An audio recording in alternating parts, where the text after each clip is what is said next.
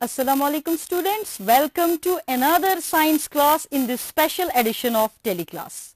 Students, जैसा कि आपको लास्ट टाइम याद होगा, हमने चैप्टर शुरू किया था फाइबर टू फैब्रिक और इसमें हम बात कर रहे थे कि sheep as a wool animal, इससे हमें वुल मिलता है, शीप से हमें वुल मिलता है। मैंने आपको लास्ट लेक्चर में बताया था कि शीप से हमें दो टाइप ऑफ वुल मिलते हैं, एक हमें फाइन वुल मिलता है और दूसरा हमें कोर्स वुल मिलता है। एक हमें फाइन वुल मिलता है, दूसरा हमें कोर्स वुल मिलता है। हमारे कश्मीर में या इंडिया में बहुत सारी वैरायटीज ऑफ शीप हैं, बहुत सारी स्पीशीज ऑफ शीप हैं, जिसके बारे में हम बात कर सकते हैं। कितनी सारी स्पीशी या कितनी सारी वैरायटीज ऑफ शीप हैं, तो पहले मैं आपको बताती हूं कि जे.एंड.के के अंदर कितने ब्रीड्स ऑफ शीप हैं। तो ये देखिए, ये जे.एंड.के के अंदर कितने सारे ब्रीड्स ऑफ शीप हैं। गढ़ी जो हमें मिलता है किश्तवाड़ और भदरवाह डिस्ट्रिक्ट में, ये भी एक ब्रीड है शीप की। बकरवाल ये हमारे पूरे जे.एंड.के में फैला हुआ है, अलग अलग जगहों पे मिलता है। तीसरा है पुंची जो हमारे पुंछ और राजौरी एरियाज में मिलता है। देन फोर्थ है करनाई या करना भी जिसे कहते हैं, ये हमें करना रीजन में मिलता है। गुरेज ब्रीड हमें ऑब्वियसली नाम से ही पता चलता है, हमारे नॉर्थ कश्मीर का एक एरिया है गुरेज, वहां पे मिलता है। और बहुत ही इंपॉर्टेंट चंथंगी शीप, ये हमें कहां पे मिलते हैं, ये हमारी पहले तो हमारा ही रीजन हुआ करता था, since we are a union territory, अब ये एक सेपरेट यूनियन टेरिटरी बन चुकी है, लद्दाख में मिलते हैं। तो देखिए, ये कुछ ब्रीड्स हैं जो आपकी किताब के अंदर भी बॉक्स इंफॉर्मेशन में लिखी है। इनको एग्जाम के लिए याद करना जरूरी नहीं, लेकिन आपको एक नो हाउ जरूर होना चाहिए कि हमारे जे.एंड.के में कौन से शीप हैं। तो ये बात हुई जे.एंड.के की। इसी तरीके से देखिए हमारे इंडिया में कौन सी वैरायटीज ऑफ शीप मिलते हैं। देखिए, लोही मिलता है, one variety is one breed is Lohi, उससे हमें अच्छा वुल मिलता है, गुड क्वालिटी वुल मिलता है, राजस्थान और पंजाब में मिलता है। फिर दूसरा देखिए रामपुर बुशेर जिसको कहते हैं, इससे हमें ब्राउन फ्लीस मिलती है, ब्राउन कलर का हेयर मिलता है, जिसे हम प्रोसेस करके आगे वुल यान बनाते हैं। यूपी और एचपी में यानी उत्तर प्रदेश और हिमाचल प्रदेश में हमें ये मिलते हैं। नाली, इससे वो वूल मिलता है जिससे हम कारपेट बनाते हैं, राजस्थान हरियाणा और पंजाब में मिलता है। बकरवाल, इससे हम वूलन शॉल्स बनाते हैं, ये जम्मू और कश्मीर में मिलता है। मारवाड़ी, इसका वूल जो होता है फाइन नहीं होता है, कोर्स होता है, थोड़ा खुरदुरा होता है, ये गुजरात में मिलता है। और पटनवाड़ी, जिससे हम होजरी की चीजें बनाते हैं, और ये हमें गुजरात में मिलता है। तो ये बात हो गई कुछ ब्रीड्स की, शीप की, जो कश्मीर में है, जे.एंड.के में है या इंडिया में है। इसी तरीके से मैंने बात की थी कि गोट भी जो है एक वुल एनिमल है, गोट भी एक वुल एनिमल है, वो भी हमें वुल देती है। आपकी किताब में ज्यादा इलैबोरेटेड नहीं, थोड़ा सा लिखा है। गोट से भी हमें तरह तरह के वुल मिलते हैं, फाइन वुल भी मिलता है, कोर्स वुल भी मिलता है। और हमारे कश्मीर जे.एंड.के के अंदर बहुत सारे गोट्स, बहुत सारी वेराइटीज ऑफ गोट्स हैं। सबसे पहले है पश्मीना गोट, जो कि हमें लद्दाख में मिलती है, और इसके दो है, एक को हम बोलते हैं चंथंगी, दो टाइप्स ऑफ पश्मीना गोट्स होती है। चंथंगी, ये वाली चंथंगी जे.एंड.के में मिलती है, लद्दाख में मिलती है। ऑब्वियसली अब हम ये नहीं कह सकते कि जम्मू एंड कश्मीर में, लद्दाख में मिलती है चंथंगी।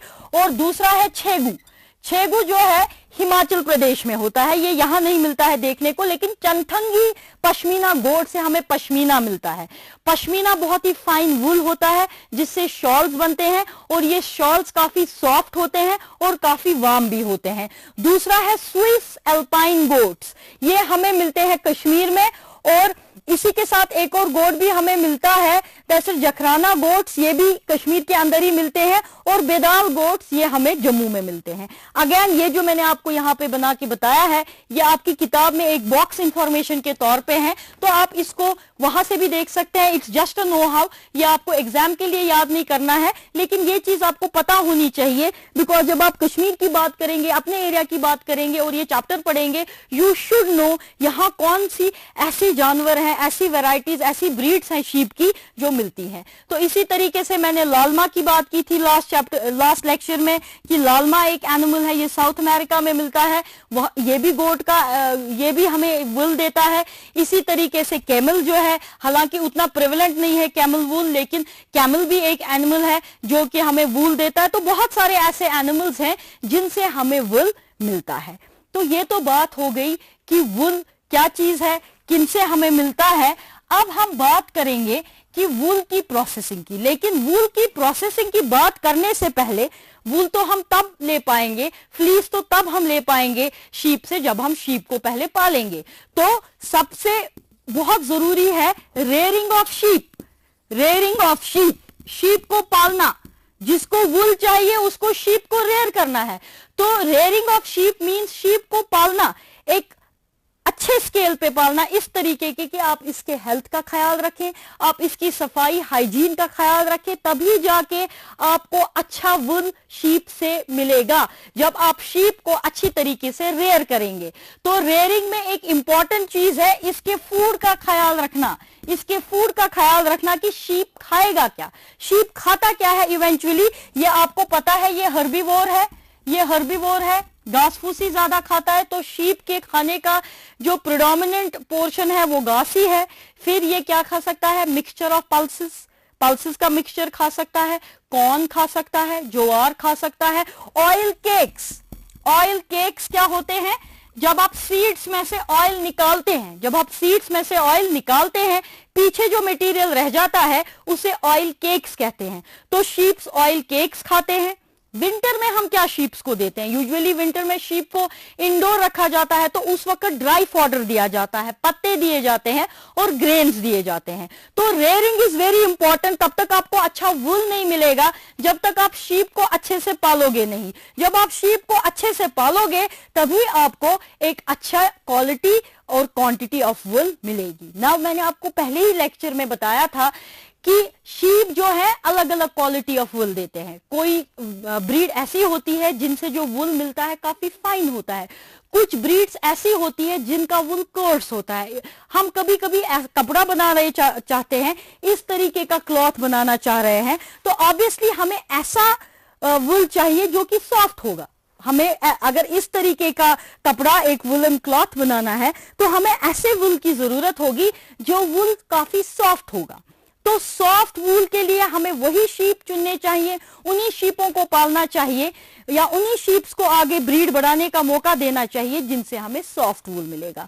तो जब हम ऐसा करते हैं किसी स्पेसिफिक क्वालिटी के लिए, किसी स्पेसिफिक क्वालिटी के लिए, वो क्वालिटी क्या हो सकती है, वो हो सकती है फाइन वूल, फाइन वूल, या बहुत सारी quantity, dense growth, dense hair growth. ये कुछ क्वालिटीज हैं जो हम शीप में प्रमोट करते हैं। हम ऐसे ही शीपों को कभी कभी पालना चाहते हैं जो काफी फाइन वूल दे या जिनकी हेयर ग्रोथ काफी डेंस हो ताकि हमें बहुत सारा वूल मिले।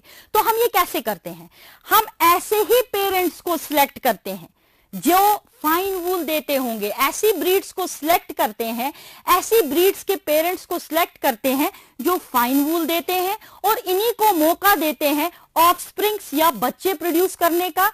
जो सिलेक्टेड पेरेंट्स जिनकी कोई स्पेसिफिक क्वालिटी होगी जैसे कि फाइन वूल, इन्हीं ब्रीड्स के पेरेंट्स को हम सिलेक्ट करते हैं, इन्हीं को मौका देते हैं बच्चे ऑफस्प्रिंग्स प्रोड्यूस करने का, और ताकि उस ऑफस्प्रिंग में वो डिजायर्ड क्वालिटी आए जो आप चाह रहे हैं। जब हम इस तरीके से सिलेक्टिवली शीप को सिलेक्ट करेंगे किसी स्पेसिफिक क्वालिटी के लिए, उसको कहते हैं सिलेक्टिव ब्रीडिंग, उसको हम कहते हैं सिलेक्टिव ब्रीडिंग। तो किसी स्पेसिफिक क्वालिटी के लिए पेरेंट्स को सिलेक्ट करना ताकि ऑफस्प्रिंग में कोई खास क्वालिटी आए, तो उसको हम कहेंगे सिलेक्टिव ब्रीडिंग ऑफ शीप। क्या कहेंगे, सिलेक्टिव ब्रीडिंग ऑफ शीप। तो रेयरिंग और सिलेक्टिव ब्रीडिंग ऑफ शीप करना जो दो अहम बातें हैं, रेयरिंग ऑफ शीप और सिलेक्टिव ब्रीडिंग, ये दो अहम चीजें हैं जो आपको करनी पड़ेगी एक अच्छा वूल फाइबर हासिल करने के लिए। शीपों को अच्छी तरीके से पालना, उनको अच्छा खाना पीना देना, हेल्थ का ख्याल रखना, हाइजीन का ख्याल रखना, और फिर सिलेक्टिव पेरेंट्स को सिलेक्ट करना। दैट मीन्स ऐसी ब्रीड से पेरेंट्स को चुनना जिनमें कोई खास क्वालिटी हो और उन्हीं को मौका देना ऑफस्प्रिंग्स प्रोड्यूस करने का, ताकि उस ऑफस्प्रिंग में वो डिजायर्ड क्वालिटी आए जिसे कि हम कहेंगे सिलेक्टिव ब्रीडिंग। सिलेक्ट पेरेंट्स करना किसी खास क्वालिटी के बेस पे, उन्हीं को मौका देना ऑफस्प्रिंग्स या बच्चे प्रोड्यूस करने का, ताकि उन बच्चों में वो खास स्पेसिफिक क्वालिटी आ जाए जिसकी आपको तलाश है, उसको हम कहेंगे सिलेक्टिव ब्रीडिंग। तो जब आप वुल के लिए शीप को पाल रहे हैं, इन दो चीजों का ध्यान रखना बहुत जरूरी है, rearing of sheep and selective breeding. ये आपको करनी ही करनी पड़ेगी और इसके बारे में किताब में लिखा है। प्रोसेसिंग ऑफ वुल से पहले किताब में इन दो चीजों के बारे में लिखा है और काफी जरूरी है दोनों, रेयरिंग ऑफ शीप भी और सिलेक्टिव ब्रीडिंग भी। जब शीप को अच्छी तरीके से रेयर करा जाता है, किन वालों को, जिनको हमने सिलेक्टिवली ब्रीड किया होता है, इनको अच्छी तरीके से रेयर करा जाता है, तब जाके हमें मिलता है इनकी बॉडी पे अच्छा खासा हेयर या फ्लीस, जिससे हमें ऑब्टेन करना है फाइबर, जिसको हमें बदलना है वूल के यार्न में। यानी अब बात होगी, ये तो हमने देख लिया कि फाइबर कहां से आया, अब इस फाइबर को हम कैसे प्रोसेस करेंगे फैब्रिक तक ले जाने के लिए, जिसे हम कहेंगे processing of wool. Processing of wool यानी मैं बात कर रही हूं इसकी कि इस फाइबर को, जो मैंने ये वुल से ये एक फाइबर आपको निकाल के दिखाया, इस फाइबर को कैसे पहले शीप के हेयर से निकालेंगे और फिर कैसे इस यार्न में बदलेंगे, उसको हम कहेंगे प्रोसेसिंग ऑफ वुल। उसको हम कहेंगे प्रोसेसिंग ऑफ वुल। तो बहुत ही जरूरी है इस चैप्टर का, अगर मैं क्रक्स कहूं वुल वाले पोर्शन में, तो वो यही है, प्रोसेसिंग ऑफ वुल। आप मेरे स्क्रीन पे इस तरफ देख भी सकते हैं, इस टाइम स्क्रीन पे, आपके टीवी स्क्रीन पे इस तरफ से आ रहा होगा कि processing of wool is a multi step process. It is a multi step process. ये एक स्टेप में नहीं होता है, it is a multi step process. देखिए इसमें बहुत सारी स्टेप्स होती हैं, मैंने जैसा कि लिखा अभी बोर्ड पे भी, ये एक मल्टी स्टेप प्रोसेस है, बहुत सारी स्टेप्स में होता है। सबसे पहली स्टेप है शेयरिंग, उसके बाद है स्कावरिंग, स्कावरिंग के बाद है सॉर्टिंग, सॉर्टिंग के बाद है बर पिकिंग, बर पिकिंग के बाद है डाइंग और डाइंग के बाद हमें मिलता है यार्न। तो आइए एक एक करके हम इन प्रोसेसेस, इन स्टेप्स को देखते हैं। सो सबसे पहली स्टेप जिसकी मैंने बात की, या जो मैंने अभी आपको चार्ट में दिखाया था, that was shearing. That was shearing. The process of removing hair, the process of removing hair from the body of sheep। भेड़ की बॉडी से उसका हेयर रिमूव करना, that is shearing। या टेक्निकल जबान में कहूं, the process of removing fleece, the process of removing fleece। fleece is nothing but hair। हम शीप की बॉडी से कैसे फ्लीस को रिमूव करते हैं, that is shearing। फ्लीस को कैसे रिमूव करते हैं, किसकी बॉडी से, the process of removing fleece from the body of sheep और any wool animal is known as shearing, is known as shearing. Now shearing कैसे होती है? शेयरिंग आप मान लीजिए जिस तरह नाई आपके जैसे मशीन से नाई आपके बाल काटता है, या आप देखा होगा आपके पेरेंट्स की दाढ़ी बनाते हुए, बिल्कुल उसी तरीके से शीप को लिया जाता है और बिल्कुल वैसी ही एक मशीन होती है जैसे कि नाई के पास होती है दाढ़ी बनाने के लिए, वैसी ही एक मशीन होती है जिसकी मदद से शीप की बॉडी के ऊपर से उसका फ्लीस रिमूव करा जाता है। लेकिन ये इतना ही नहीं है, इसमें कुछ खास बातें हैं। शेयरिंग सिर्फ समर में हो सकती है, यानी जब बाहर से टेम्परेचर हाई होगा, ताकि जब शीप की बॉडी से उसका हेयर रिमूव कर हो जाए, उसको ठंड ना लगे, वो विथस्टैंड कर पाए ऐसी कंडीशन में। तो इसीलिए समर में बाहर से टेम्परेचर अच्छा होता है, सर्दी होती नहीं। तो बेस्ट टाइम जो शेयरिंग के लिए है, that is which one? It is summer. Now एक सवाल जो आपके दिमाग में आता है, क्या शीप को लगती है जब शेयरिंग करते हैं? तो क्या कभी आपने सुना है आपके फादर को बोलते हुए कि दाढ़ी बनाने से लगती है, या जब आपके बाल काटते हैं आपको लगती है? नहीं लगती। क्यों नहीं लगती? बिकॉज जब शीप की बॉडी से जो ये फ्लीस रिमूव किया जाता है, इस फ्लीस के साथ इसकी बॉडी से एक पतला लेयर ऑफ स्किन भी उठाया जाता है।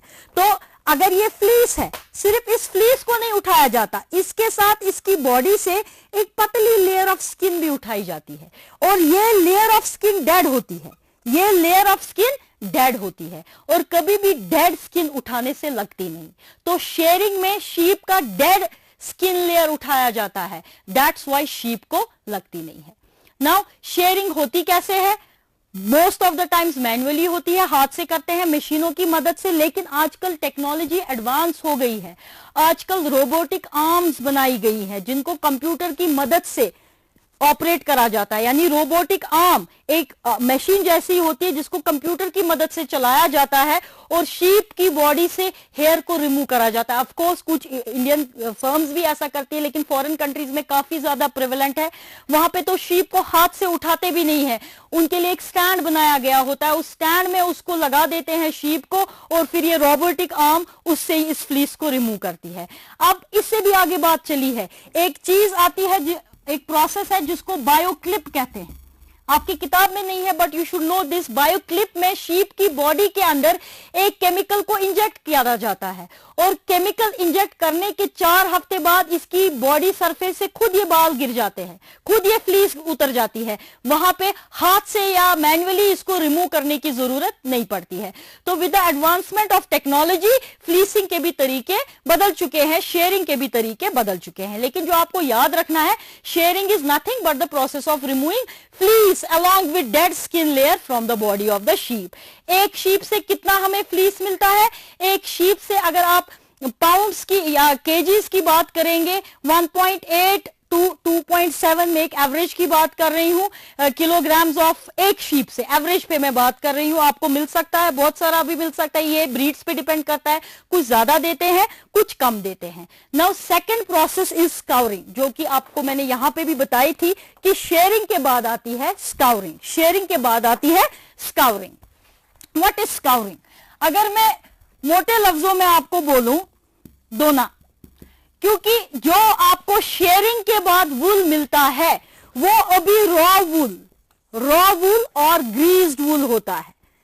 ग्रीस्ड वूल का मतलब है गंदा वूल। अभी इसके साथ इंप्योरिटी होती है, सैंड होती है, डर्ट होता है या किसी किस्म का चिपचिपा मटेरियल जिसे कि हम ग्रीस कहेंगे, ऐसी चीजें इसके साथ होती हैं जिसको हम अभी कहेंगे रॉ वूल। अभी ये पूरी तरीके से साफ नहीं हुआ होता है। तो शेयरिंग के बाद जो वूल मिलता है उसके साथ एक स्टेप होती है स्काउरिंग। स्काउरिंग में क्या करा जाता है, इस रॉ वूल को बड़े बड़े टैंक्स में सोप्स और गर्म पानी के साथ धोया जाता है। यह भी अगेन मैन्युअली होता है, हाथों से भी कर सकते हैं।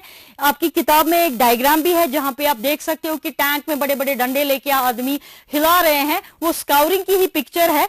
मेरे स्क्रीन पे भी इस टाइम पे आ रही होगी कि स्काउरिंग की पिक्चर आप देखिए। इसमें हाथ से भी स्काउरिंग की जाती है, मशीनों से भी स्काउरिंग की जाती है। करते क्या है, सोप से और वार्म वाटर से, सोप से और वार्म वाटर से ये जो रॉ वूल है इसको धोया जाता है, इसको धोया जाता है ताकि इसमें जो भी इंप्यूरिटी है, कंटामिनेंट्स है, वो रिमूव करे जाए। बिकॉज जो भी आपको रॉ वूल मिलता है उसमें 30 से 70%, 30 to 70% कंटामिनेंट्स ही होते हैं, इंप्यूरिटीज ही होती हैं। तो पहले उनको रिमूव करा जाता है, पहले उनको रिमूव करा जाता है। लेकिन टेम्परेचर कितना रखना होता है, 140 डिग्री फ़ारेनहाइट, इससे ऊपर टेम्परेचर नहीं जाना चाहिए। इस प्रोसेस की ब्यूटी क्या है, पानी, सोप और टेम्परेचर, इसका आपको ख्याल रखना है। पानी ना ज्यादा गर्म हो और सोप का भी ज्यादा इस्तेमाल नहीं करना है, उतना ही इस्तेमाल करना है जिससे ये ग्रीस, ये डर्ट निकल जाए, वूल की क्वालिटी पे कोई असर ना पड़े। तो इसको बड़ी नजाकत से करना पड़ता है, टेम्परेचर का ख्याल रखना पड़ता है, क्वांटिटी ऑफ सोप का ख्याल रखना पड़ता है। हाँ, कुछ वैरायटी वूल की ऐसी होती है जहां पे कम सोप इस्तेमाल या कम गर्म पानी इस्तेमाल करके ही सारी डर्ट निकल जाती है। ऑफ कोर्स कुछ वूल्स ऐसे होते हैं जिनमें ज्यादा टेम्परेचर करना पड़ता है पानी को और ज्यादा सोप को इस्तेमाल करना पड़ता है। लेकिन हमें इस बात का ख्याल रखना होता है कि इतना टेम्परेचर ना बढ़े या इतना सोप इस्तेमाल ना हो कि वूल का जो टेक्सचर है वो खराब हो जाए। यहां पे मैं एक बात ऐड करना चाहूंगी, आपकी किताब में नहीं लिखी है। स्काउरिंग से पहले भी कोई और चीज वूल के साथ होती है, उसको कहते हैं स्कर्टिंग। अब आप सोच रहे होंगे स्कर्टिंग क्या है। देखिए, शीप की टांगों पे और पेट पे कभी कभी मैन्यूअर, जैसे हम अनडाइजेस्टेड मटेरियल अपनी बॉडी से पास करते हैं जिसको फीकल मैटर कहते हैं, उसी तरीके से शीप भी अनडाइजेस्टेड मटेरियल पास करते हैं, मैन्यूअर हम अपनी जबान में इसको कहते हैं। शीप की टांगों पे ये मैन्यूअर होता है और शीप के पेट के एरिया पे ये मैन्यूअर हो सकता है। जो वूल वहां से मिलता है टांगों से और पेट से, उसके ऊपर ये मैन्यूअर होता है। उस मैन्यूअर को भी पहले रिमूव किया जाता है, यानी स्काउरिंग से पहले इस मैन्यूअर को रिमूव, इस गंद को रिमूव किया जाता है। उस प्रोसेस को कहते हैं स्कर्टिंग। तो कभी कभी स्काउरिंग से पहले स्कर्टिंग भी की जाती है, जिधर शीप के वूल के ऊपर जो भी मैन्योर होगा, इसका अनडाइजेस्टेड मटेरियल जो लगा होता है टांग वाले रीजन के वूल पे और पेट वाले रीजन के वूल पे, उसको रिमूव किया जाता है। तो ये थी बात स्कावरिंग। स्कावरिंग के बाद इंपॉर्टेंट स्टेप है सॉर्टिंग। स्कावरिंग के बाद इंपॉर्टेंट स्टेप है सॉर्टिंग, जैसे कि आपके स्क्रीन पे भी नजर आपको इस वक्त आ रहा होगा। Third step, very important step, sorting. देखिए, जब भी हम फ्लीसिंग करते हैं, हम एक बेड की नहीं करते हैं। जो ये प्रोफेशनल सेटअप पे ये वूल ऑब्टेन करते हैं, वहां पे एक साथ 100,000 में भी बेड़ों का फ्लीसिंग की जाती है, शेयरिंग की जाती है, तो बहुत सारा वूल जमा होता है। ये वूल जो होता है, इसकी स्कवरिंग होती है, इसको धो दिया जाता है। लेकिन इसमें आप एक ही किस्म का वूल नहीं होता है, अलग अलग शीप से अलग अलग किस्म का वूल आता है। कोई वूल फाइन होता है, कोई वूल कोर्स होता है, कोई छोटे होते हैं, कुछ लंबे होते हैं। इनको अलग अलग करना पड़ता है, क्योंकि हमने अलग अलग एनिमल्स की फ्लीसिंग की है। तो शीप के वूल को सॉर्ट किया जाता है, शीप के वूल को सॉर्ट किया जाता है। इट इज सॉर्टेड बिकॉज बहुत सारे टाइप्स, बहुत सारी ब्रीड से ये वूल लिया जाता है, तो इसको सॉर्ट करना बहुत जरूरी हो जाता है, ताकि अलग अलग टाइप को, अलग अलग टाइप ऑफ वूल को अलग अलग कर दिया जाए, फाइन को अलग कर दिया जाए, कोर्स को अलग कर दिया जाए। नाउ अगर आप ये कहेंगे कि अगर हम एक ही शीप का भी वूल जो है लेंगे, उसमें भी फिर अलग अलग रीजन में अलग अलग टाइप ऑफ वूल है। जो इसके साइड्स और शोल्डर्स से वूल मिलेगा, साइड्स और शोल्डर से, वो फाइन होगा। जो इसकी टांगों से आपको वूल मिलेगा, वो कोर्स होगा। तो अगर आप एक शीप से भी वूल लेंगे, उसमें भी सॉर्टिंग की जरूरत होगी, फाइन और कोर्स को अलग करना। और अगर आप डिफरेंट शीप से भी वूल लेके शेयरिंग कर रहे हैं, फिर स्कावरिंग कर रहे हैं, तो सॉर्टिंग तो तब और भी ज्यादा जरूरी हो जाएगी। सॉर्टिंग में अलग अलग कर दिया जाता है वूल को। आपकी किताब में एक अच्छे से पिक्चर दी है, स्क्रीन पे भी इस वक्त पिक्चर आ रही होगी सॉर्टिंग की। इसको कभी कभी हाथ से भी किया जाता है, मैन्युअली भी किया जाता है, और मशीनों की मदद से भी किया जाता है। देखिए, सॉर्टिंग के बारे में आपकी टेक्स्ट बुक में बॉक्स में एक इंफॉर्मेशन लिखी है, ऑक्यूपेशनल हैजर्ड।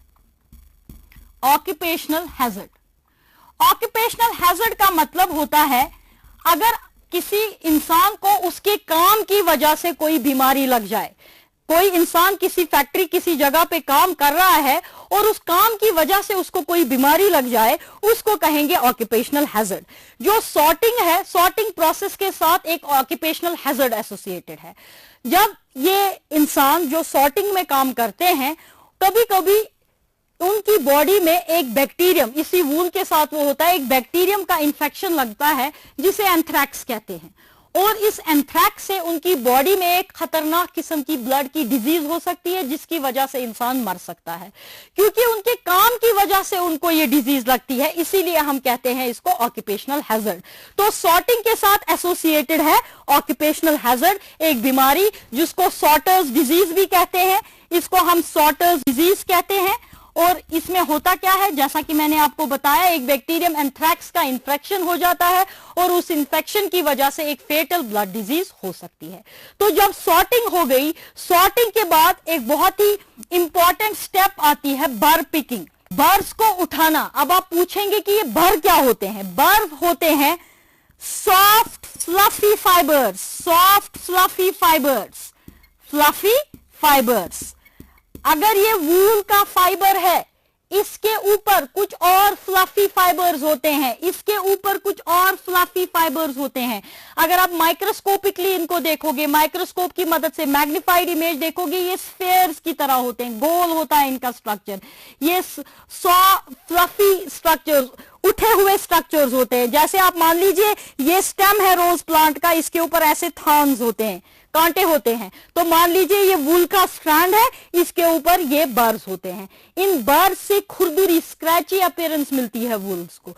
तो इस बर को हटाना पड़ता है, पिक करना पड़ता है, बर्स को रिमूव करा जाता है। किससे? इस वूल के थ्रेड से। ये जो वूल का यान है, आप देखेंगे कभी कभी स्वेटर भी आपकी बुनी हुई होती है, जब इसका फाइबर होता है, ये फाइबर होता है, तो कभी कभी सॉर्टिंग के बाद इसमें कुछ फ्लफी स्ट्रक्चर्स खड़े हो जाते हैं, जिनकी वजह से इसकी अपीयरेंस स्क्रैची हो जाती है।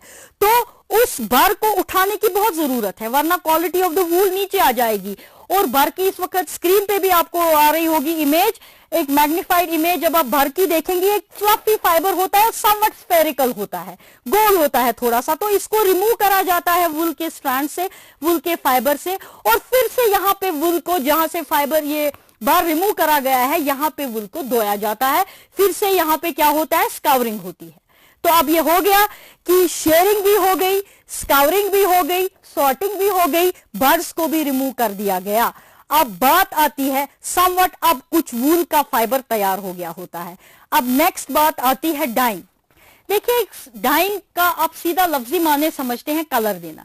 मेरे हाथ में इस वक्त ग्रीन कलर का वुल है, क्या इसका यह मतलब है इसको ग्रीन कलर के शीप से निकाला गया है? या आप ब्राउन कलर की स्वेटर पहनते हैं, वो शीप जरूरी ब्राउन कलर का होगा? या आपने पिंक कलर की स्वेटर डाली है तो वो शीप पिंक कलर का होगा? नहीं, तो कलर्स तो लिमिटेड है फ्लीस के, ब्लैक है, ब्राउन है, व्हाइट या क्रीम होता है। तो वुल के जो हमें कपड़े हैं, जैसे ये कपड़ा देख लीजिए आप इस वक्त, ये तो ब्राउन, ऐसा तो एग्जैक्टली ऐसी फ्लीस तो कहीं पे इस कलर की होगी नहीं। तो क्या करा जाता है, जो ये वूल का फाइबर आता है आपके पास बर्ड पिकिंग के पास, इसको कलर दिया जाता है, डाई दिया जाता है, अलग अलग रंगों में इसको रंग दिया जाता है। फिर इंसान अपनी पसंद, अपनी जरूरत के हिसाब से, ताकि आगे सिलेक्शन हो इस फैब्रिक की, तो अलग अलग डाइज दिए जाते हैं, अलग अलग कलरों में इनको डाई करा जाता है। और डाइंग की प्रोसेस जब कंप्लीट हो जाती है, उसके बाद बारी आती है इस तरीके का एक यान बनाने की। उसके लिए क्या करा जाता है, इनको स्ट्रेच करा जाता है। जो ये फाइबर्स होते हैं, ये कभी ऐसे फोल्डेड होते हैं, इनको स्ट्रेच करा जाता है बड़ी बड़ी मशीनों से, जो कॉम्ब लाइक स्ट्रक्चर्स होते हैं, कंगे की तरह होते हैं, इनको कॉम्ब किया जाता है और स्ट्रेच किया जाता है, और इस तरीके के फाइबर्स, वूलन फाइबर्स तैयार होते हैं। लंबे लंबे फाइबर्स, छोटे छोटे फाइबर्स, जो इसमें लंबे लंबे फाइबर्स होते हैं, उनसे ये यार्न्स बनाए जाते हैं, उनसे ये यार्न्स बनाए जाते हैं, जिन यार्न से हम क्या करते हैं, आगे क्लोथ्स बनाते हैं। और जो छोटे छोटे फाइबर्स होते हैं, क्लोथ्स ऐसे भी बन सकते हैं या ऐसे भी बन सकते हैं वुल से आगे, और जो छोटे छोटे फाइबर्स होते हैं उनको अलग कर दिया जाता है। उनसे आगे क्या बनते हैं, उनसे रग्स बनते हैं, ब्लैंकेट्स बनते हैं, बिछालियां बनती हैं। तो अगेन यहां पे भी जो लास्ट का स्टेप है यार्न के रोल करने में, फाइबर को इस यार्न में तब्दील करने में, यहां पे भी पहले एक ख्याल रखा जाता है, जो लंबे फाइबर्स होते हैं उन्हीं को सिर्फ ऐसे यार्न में बदला जाता है, जो छोटे छोटे फाइबर्स होते हैं उनको बेच दिया जाता है आगे रग्स बनाने के लिए। तो देखिए, ये कहानी थी किसकी, कि कैसे एक वूल का फाइबर ऑब्टेन होता है और कैसे फिर उस फाइबर को अलग अलग स्टेप्स से डाला जाता है, ताकि उससे एक ऐसा फाइबर बने, प्रोसेस्ड फाइबर बने, जिससे आगे चल के फैब्रिक या क्लॉथ बन पाए। तो स्टूडेंट्स, आपने इस लेक्चर में एक बहुत ही इंटरेस्टिंग कहानी देखी कि कैसे फाइबर फैब्रिक में बदलेगा। इस चैप्टर में अभी सिल्क वर्म बचा हुआ है, उसको हम नेक्स्ट लेक्चर में देखेंगे। मुझे पूरी उम्मीद है कि आपको ये लेक्चर समझ आया होगा। तो नेक्स्ट लेक्चर के लिए stay safe, stay home, take care, wash your hands regularly, make use of masks first, don't go outside. If you go outside, make use of masks, and when you come back, please wash your hands with soap and water, and the mantra is stay home, stay safe. So till next lecture, goodbye.